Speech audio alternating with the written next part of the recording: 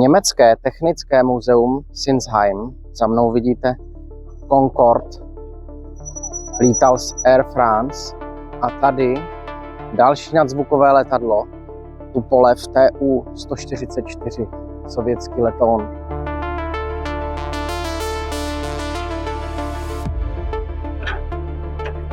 Můžete si prohlédnout spodek letadla, podvozek, motory.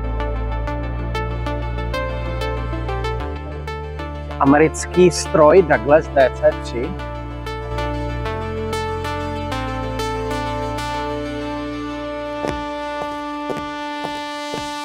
Jdeme se podívat do nadzvukového letadla Tu-144.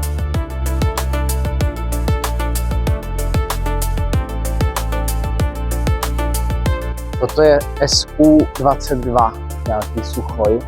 To všechno můžete vidět v německém technickém muzeu Sinsheim. Je to dost daleko, skoro až u francouzských hranic, ale opravdu to stojí za to.